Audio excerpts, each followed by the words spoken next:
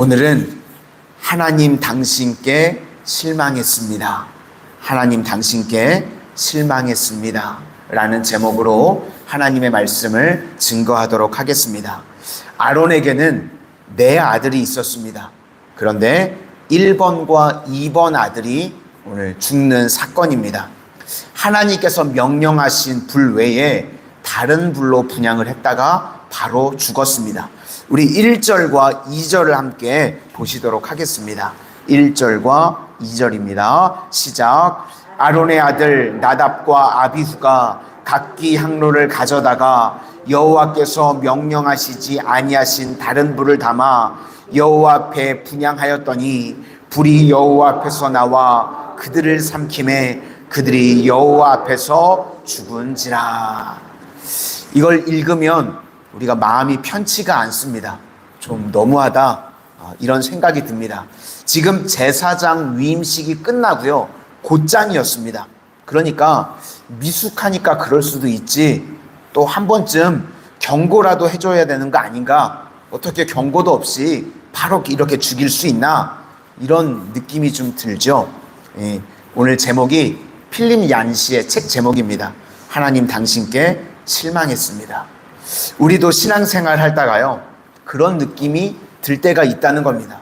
아, 이거 하나님 너무하신 거 아닙니까? 너무한 거 아닙니까? 그런데 이렇게 강력한 내용은요, 강력한 메시지가 있기 때문에 그렇다는 것입니다. 왜 오늘 질문은 이제 하나님께서 나답과 아비후를 바로 죽이셨는가 하는 내용입니다. 첫 번째는요, 말씀대로 살지 않고 생각대로 살았기 때문에 그렇다는 것입니다. 그러니까 원칙과 기준을 저버렸다는 것입니다. 사실 우리도 이 땅을 살아가는 동안 예수님을 영접하고 신앙생활을 하지만 이 원칙과 기준을 저버릴 때가 있죠. 그런데 우리는 살아 있습니다. 이유가 무엇일까요? 아마도 이 초창기 때는요, 하나님께서 엄격하게 기준과 원칙을 강조하기 위해서 본보기를 세워주셨던 것 같습니다. 그래서 가나안 땅에 처음 들어갔을 때도 그랬죠. 하나님의 전리품을 다 바치라 그랬는데 빼돌렸던 사람이 있습니다. 아간, 그죠? 그 범죄로 말미암아 그 아간이 죽게 됩니다. 또 이 언약궤를 옮길 때도 마찬가지입니다. 성물에는 손을 댈지 말라고 그랬는데 언약궤가 이 흔들리는 것을 보고 우사가 손을 댔다가 그 자리에서 즉사했습니다. 또 신약 시대에는요, 초대교회에 헌금을 드릴 때 아나니아와 삽비라 부부가요, 속여서 헌금을 드리는 일로 인해서 그 자리에서 또 즉사하는 일들이 벌어졌습니다. 그러니까 철저하게 말씀대로 살아야 된다. 이 말씀대로 살아야 된다는 것을 각인시키기 위해서 가장 첫 번째 본이 되는 것을 우리에게 보여줬다고 생각이 되어집니다. 그러니까 말씀대로와 생각대로가요, 우리의 운명을 가른다는 것입니다. 그러면 하나님의 말씀이 무엇이었는가? 민수기 16장 46절입니다. 모세가 아론에게 이르되 너는 향로를 가져다가 제단의 불을 그것에 담고 그 위에 향로를 피워. 여기서 두 가지 명령을 하셨습니다. 첫째, 무조건 아론이 해야 됩니다. 둘째는 제단에 있는 불을 가지고 향로에 담아야 된다고 말씀하셨습니다. 그런데 오늘 본문을 보시면 아론이 해야 되는데 아들들이 각기 향로를 가져왔다는 거죠. 아론을 통하지 않고 자기들이 각기 직접 했다는 겁니다. 그 다음에 제단에서 불을 붙여야 되는데 그냥 아무 불이나 붙였다는 겁니다. 불은 원산지 표시가 없죠. 티가 안 나니까 제단에서 해야 되는데 그냥 자기 편한 대로 자기 마음대로 불을 붙였다는 겁니다. 말씀대로 하지 않고.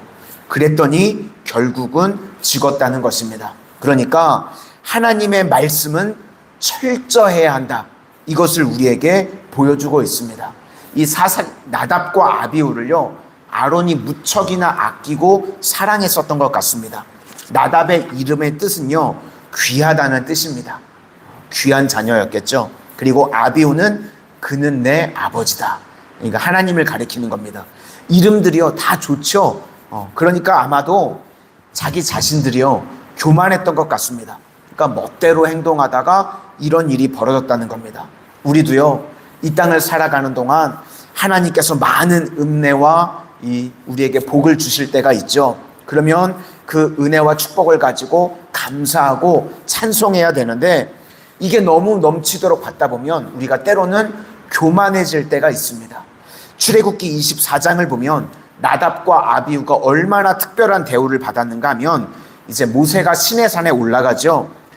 출애굽기 24장 1절을 보니까 또 모세에게 이르되 너는 아론과 나답과 아비후와 이스라엘 장로 70명과 함께 여호와께로 올라와 멀리서 경배하고. 그러니까 이스라엘의 온 대표로 뽑은 사람들이 누구냐면 아론, 그리고 아들들 중에서 3번 4번은 제외하고 1번 2번 나답과 아비후, 그리고 70명의 장로만 뽑아서 올라갔다는 겁니다. 대단하죠. 그런데 이 나답과 아비후가 느꼈던 감정이 무엇인가? 나는 보통 사람이 아니구나, 나는 특별한 존재야, 이렇게 생각하니까 한마디로 교만하게 되었다는 것입니다. 그러다 보니까 말씀에 대한 철저함, 두려움 다 사라져버리고 자기 멋대로 행하게 됐다는 것입니다. 그러므로 우리는요, 내 생각대로 살면 안 되고 철저하게 말씀대로 살아야 할 줄로 믿습니다. 날마다 내 생각이 아니라 하나님 말씀 붙들고 말씀대로 살아가는 우리 모든 성도님들 되시기를 축원합니다. 또 한 가지를 말한다고 하면요, 나답과 아비후가 왜 죽었는가? 술 먹다가 죽었습니다. 9절을 한번 보시도록 하겠습니다. 9절입니다. 시작. 너와 내 자손들이 회막에 들어갈 때에는 포도주나 독주를 마시지 말라. 그리하여 너희 죽음을 면하라. 이는 너희 대대로 지킬 영영한 규례라.